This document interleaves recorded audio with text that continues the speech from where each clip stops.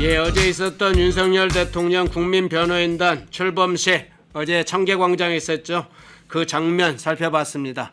전한길 강사와 그라운드 C 김성원 대표의 연설도 잠시 들어봤는데요. 그 영상 잠깐 듣고 있는 동안에 전화 연결이 됐습니다. 정치원로 박찬종 의원님 전화 연결했는데요. 주요 정치 현안 듣겠습니다. 박찬종 의원님 나오셨습니까? 네, 안녕하십니까. 예, 건강하셨어요? 정신 건강만 나빠지고 있어요. 나빠지고 있어요? 예. 시국이 지금 좀 그런 시국이라 여러 가지 마음이 편치 않으신가 생각이 듭니다.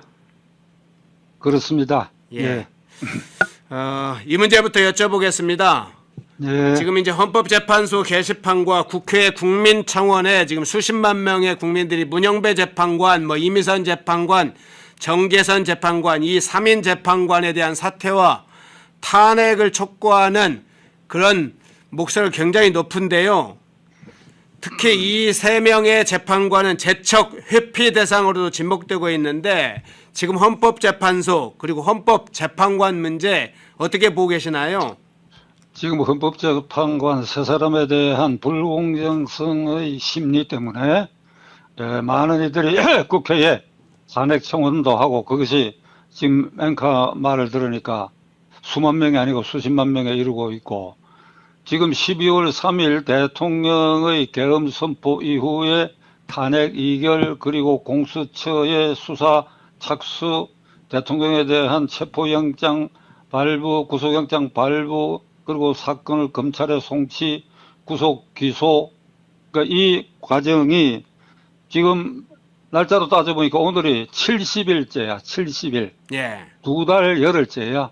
그러니까 그 안에 12월 3일 날 시점에서는 전혀 예기치 못한 사태가 지금 대한민국에 발생하고 있어요.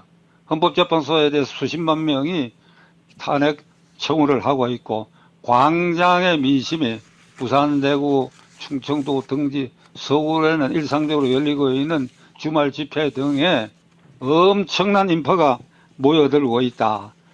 그래서 누구는 이런 걱정을 하고 있어요. 이 대한민국 호가 G7 국가에 등극한 거대한 항공모함인데 이게 태풍의 중심으로 지금 빠져들고 있지 않느냐.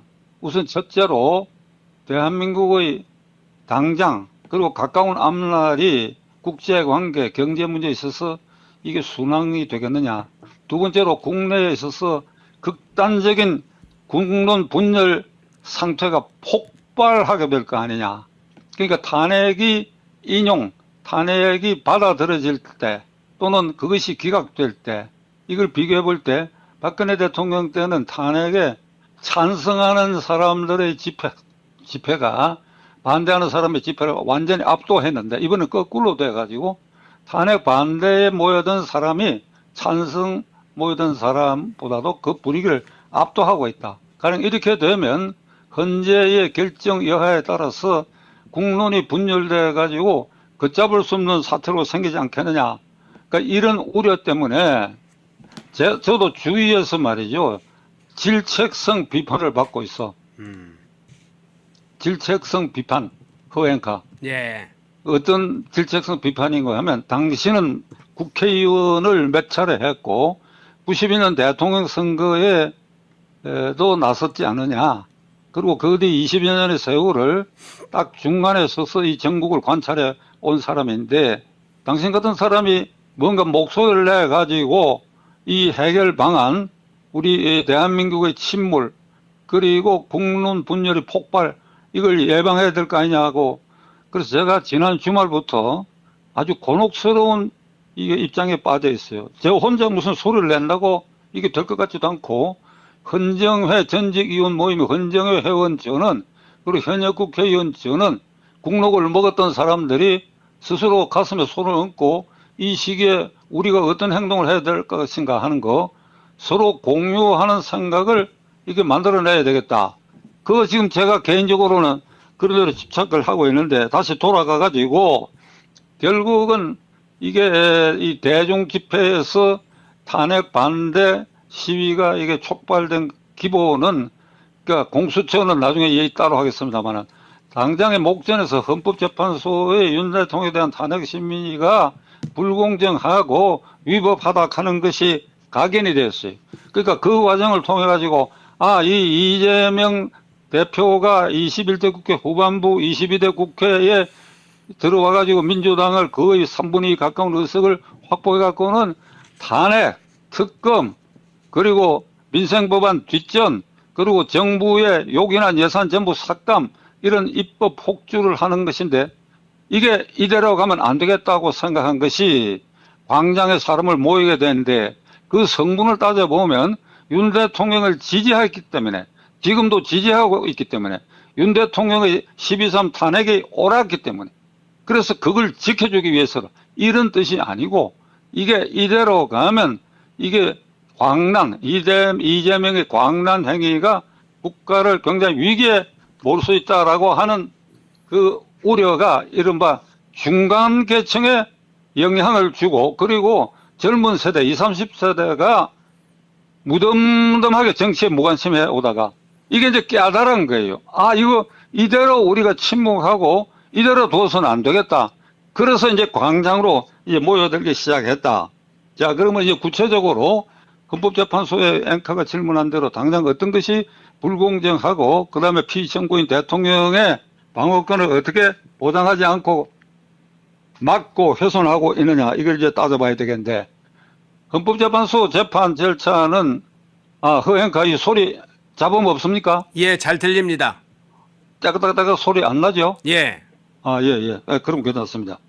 헌법재판소의 이 심리 절차는 형사소송법을 준용하도록 되어 있어요. 준용한다는 것은 그 절차에 따르라는 것입니다. 증거조사나 모든 것을.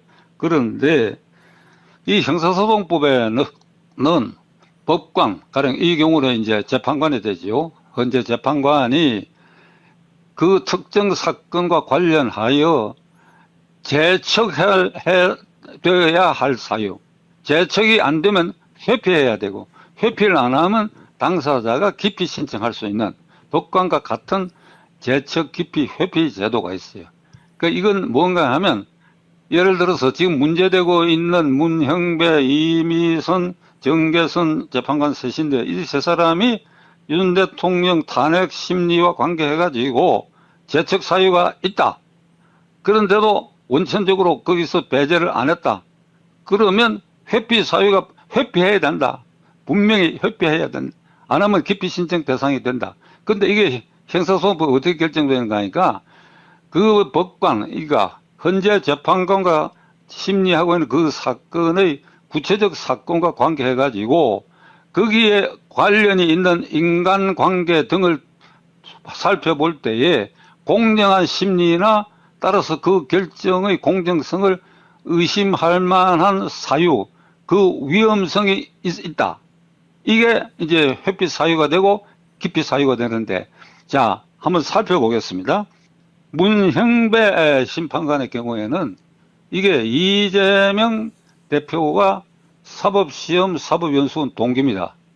그러니까 동기라고 해가지고 뭐 절친했거나 하는 그런 정황이 반드시 있는 건 아니지만은 일단 동기인데, 그 뒤에 문형배 씨는 이제 법관이 됐고, 이재명 대표는 이제 성남시장 등을 거치는데, 이제 그 과정에서 서로 아주 교분이 친절하게 교류가 있었다 하는 게 지금 다 드러났고, 거기에 정성호 의원도 이번에 처음 알았는데 그 둘과 같은 사법시험 사법연수원 동기생이더라고.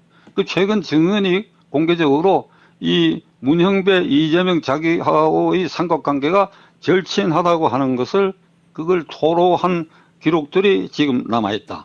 그 다음에 두 번째로 이미선, 정계선 두 심판관은 공교롭게도 그 남편들이 법관 경력을 거친 현직 변호사고, 그중에 이미선 재판관의 친동생도 변호사인데, 결국 이 세 사람의 변호사의 현재의 서 있는 위치가 윤 대통령 탄핵 촉진위원회, 뭐 이름은 정확치 않을 어떤지 모르겠습니다만, 그 다음에 퇴진운동본부, 여기에 세 변호사가 다 관련이 있고 깊이 그 일에 매몰돼 있다라고 하는 것이 지금 다 드러났어. 긴 설명 안 드리겠습니다. 예.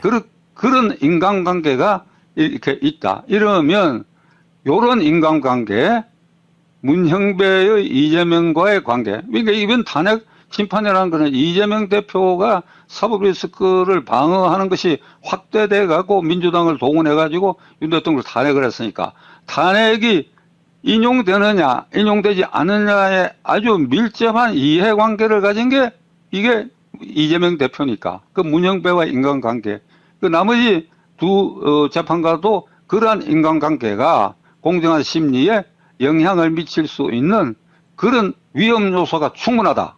자, 이렇게 되면 시청자 여러분들에게 제가 두 가지 사례를 참고로 말씀드릴게요. 예. 아니, 멀리 갈 것도 없이 한 달 전에 조국 전 민정수석 비서관이 이게 구속이 되지 않습니까? 대법원에서 상고 기각되고 그 다음날 바로 지금 구치소에 이제 형을 살고 있는데 이 상고심 재판의 재판부에 이게 이 조국 수석과 대학 동기생이 대법관에 있었어. 예. 그랬는데 그 대법관이 중간에 결심 공판하기 전에 판결을 하기 전에 회피를 했어. 예.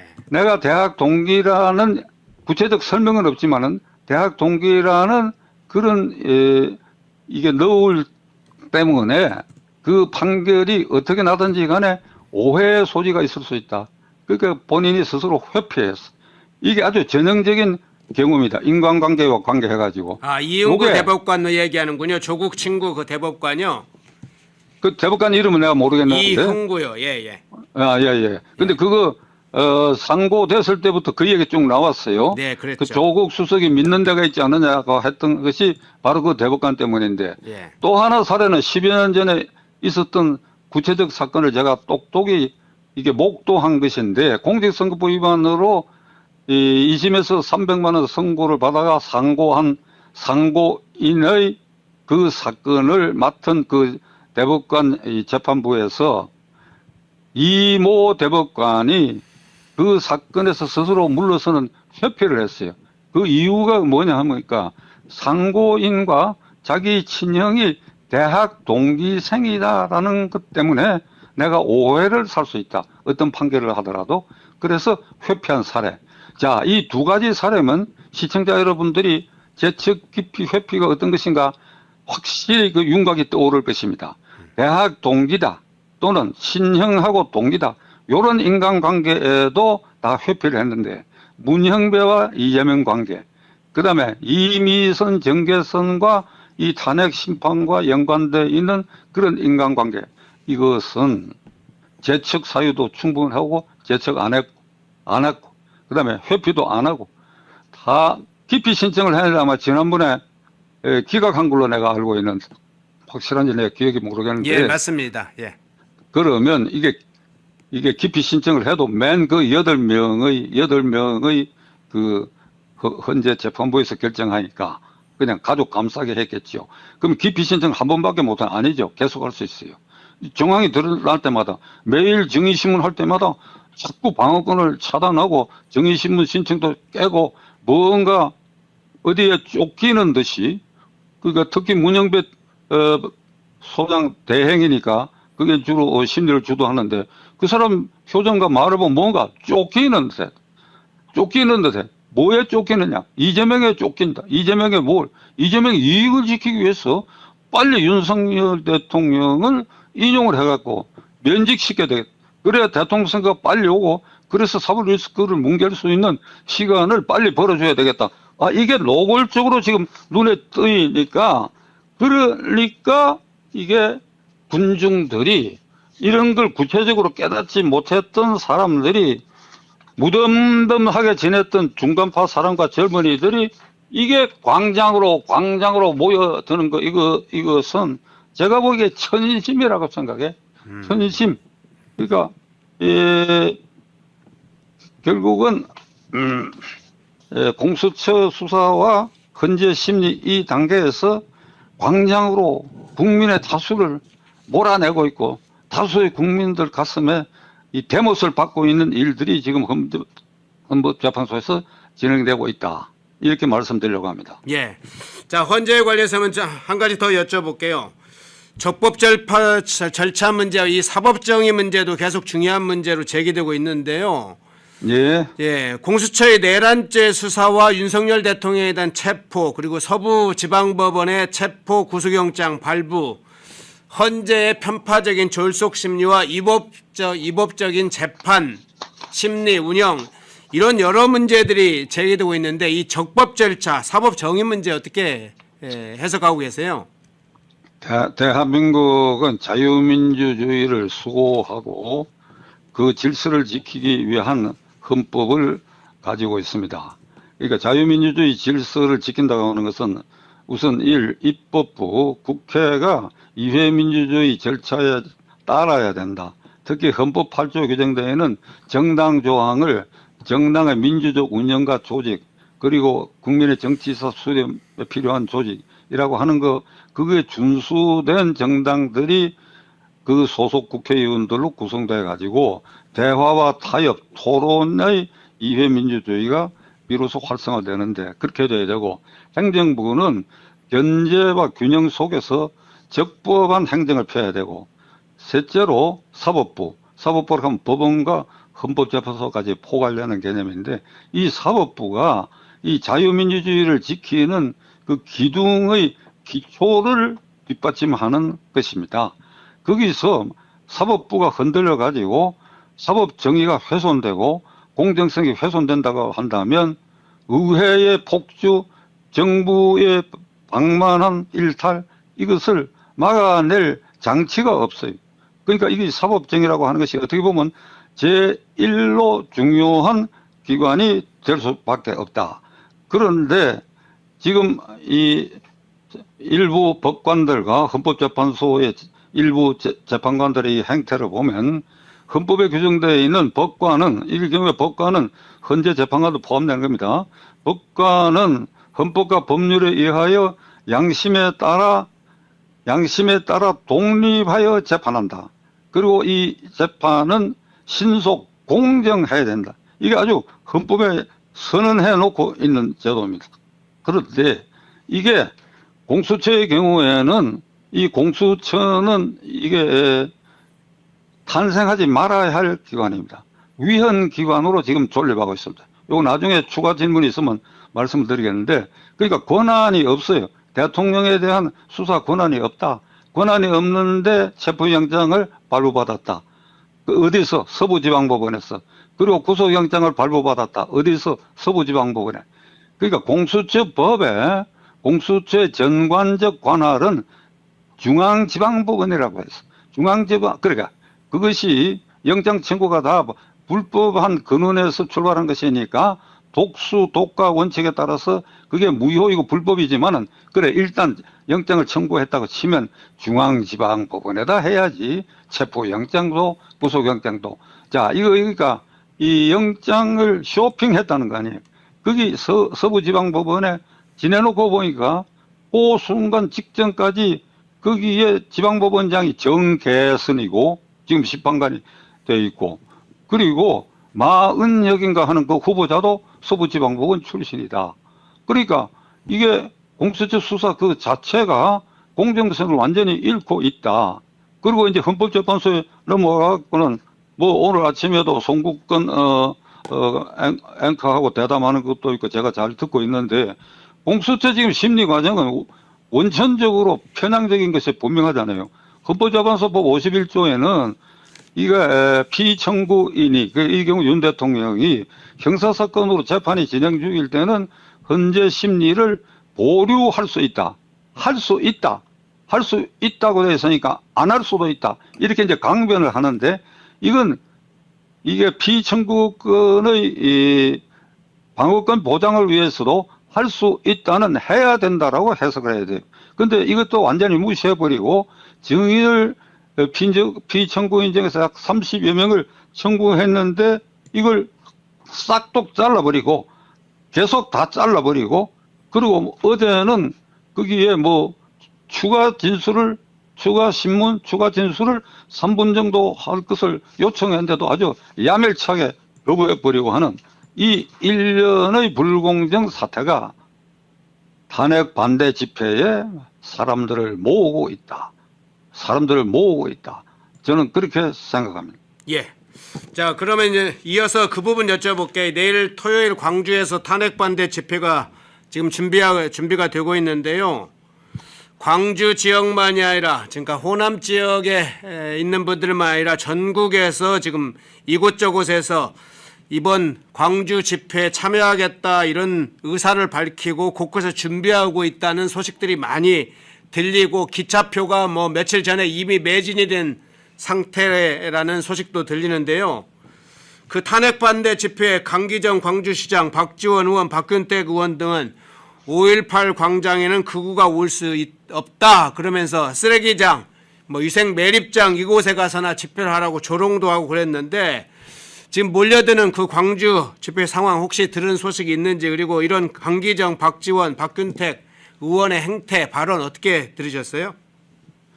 강기정 시장은 국회의원도 했고 광역단체장이니까 가령 우리나라에서도 그 지위에까지 오르면 한 정당의 대통령 후보 반열에 오를 수 있는 그런 정치인이지요. 그런데 그의 입에서 5.18 광장에 극우파의 집회를 허용하는 것은 5.18 정신을 못 오가는 것이다. 말이 되나 이게? 5.18이 뭔데? 민주화 확대를 주장해서 일어난 일들인데, 그러면 와서 하세요. 이렇게 말할 수는 없다 하더라도 그냥 침묵이라도 지켜야지. 이게 그러니까 강 시장의 저런 언행이 내일 당초 예정 인원이 100이면 아마 500이나 1000쯤 더 오게 만들고 있는 신호탄을 올려준 것 같아. 그 다음에 박 의원, 그 하필 또 나하고 다 박씨지. 예. 그 중에 한 사람은 나하고도 잘 친한데, 그러니까 그런 조롱하는 말, 그 품격에 어긋나는 거 아니에요? 그러니까 그 박 씨의 그런 말, 그 중에 뭐 고검장을 지낸 그 박 의원 그 사람은 쓰레기장 지분을 가르쳐 놓고 광주시장이 그쪽으로 와서 탄핵 반대 시위하라고. 그러니까 이런 조롱을 하는 거, 이게 그 두 사람의 품격도 문제지만은 우리나라 민주주의, 이회 민주주의의 이게 현상을 이게 말하고 있는 거 아니냐. 그러니까 이런 인격과 사고를 가진 사람이 국회의석을 차지하고 있다. 참 불행한 일인데, 자관 이 세 사람 때문에 당초 모일 인원보다도 더 많은 인원이 모일 것이 확실하다.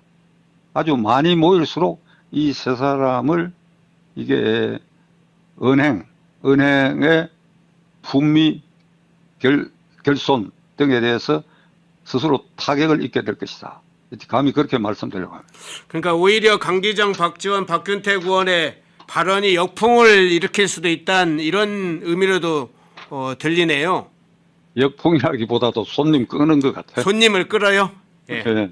예. 그러니까 5.18 광장이 어떤 곳이며, 그리고 그 쓰레기 매립장이 어떻게 생겼는지 구경이라도 하기 위해서 가려고 하는 사람들도 늘어나지 않겠어요? 예. 그러니까 뭐 그 역풍이라고 할 수도 있는데, 예. 그러니까 손님을 끌어오고 있다. 그러니까 이 사람들이 일부러 그 손님 끌어오기 작전에 누구하고 손을 잡은 거 아닌가 이런 생각도 드네요. 예. 마지막 질문 드리겠습니다. 앞서 이제 헌재 이야기를 했으니까 마무리를 좀 해보고 싶은데요.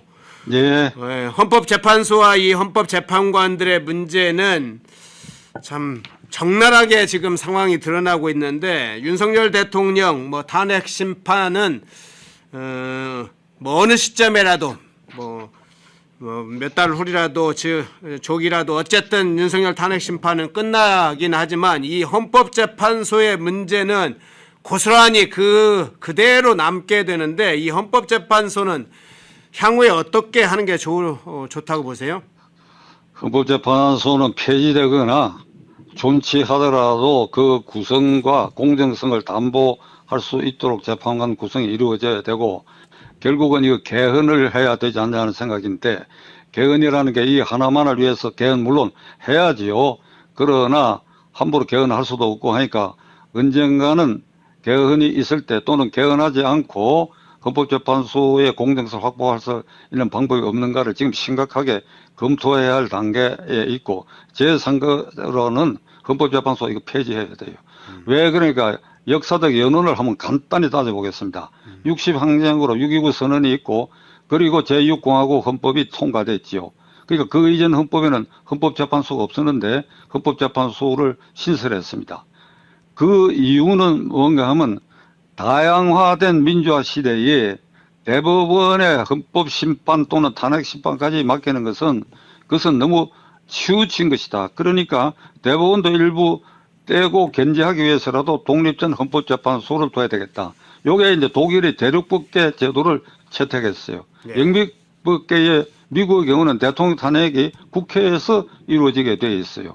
그래가지고 헌법재판소가 탄생하고 이제 재판관이 임명되기 시작했는데, 그게 처음에는 말이죠, 별로 주목 대상이 안 됐어.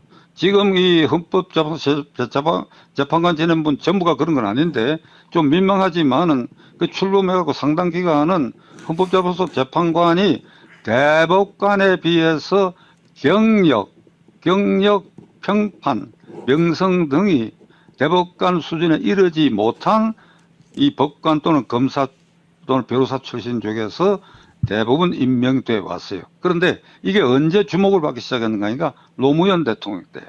노무현 대통령 탄핵이 되니까 아유, 헌재 심판관 중요성이 인정됐고, 그때 또 수도권 이전 문제가 발생했을 때 이거 헌법재판소에서 이거 심리해갖고 현재의 옛날에 한성이라고 부르던 이곳이 우리의 전통적 법통상 이거 수도다. 이제 이런 헌재 판결 나는 것을 신호로 해가지고 주목을 받기 시작했는데, 자, 이제 문재인 대통령이 들어서고 김명수 대법관 시대하고 짝을 맞췄어.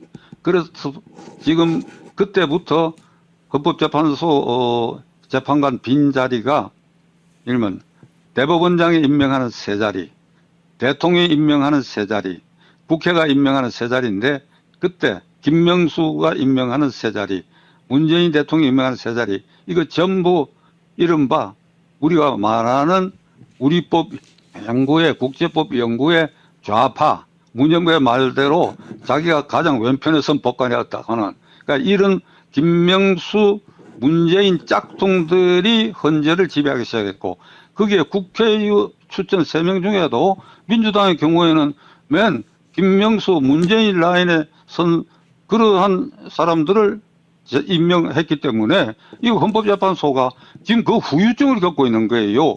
그 후유증. 이번에 문제되고 있는 이게 문형배, 이미선도 다 그때 임명된 사람들. 예. 그러니까 이러한 그 정치화 되어버린 이 헌법재판소의 조직과 재판관의 자격, 신분, 공정성 확보, 이걸 어떻게 바로잡아야 하는 것은 지금 딱 답이 나와 있다고. 첫째, 없애거나 폐지하거나 유지하더라도 지금 이런 식의 임명 절차를 거쳐서는 안 되겠다.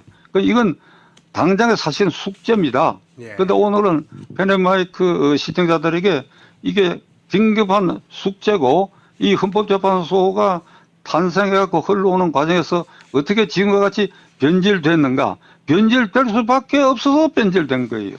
이걸 두고 지금 우리가 야외에 나와가지고 말이지, 이게 추위에 떨면서 여기에 대한 저항하는 국민의 이게 심리, 이게 이견이 분출되고 하는 이 사태에 이게 이 예상치 않았던 이 그릇된 제도 운영으로 몇 명 되지 않는, 아이고, 대여섯 명, 7, 8명, 이 사람들 때문에 이 나라의 사법 정의와 근간이 흔들린다.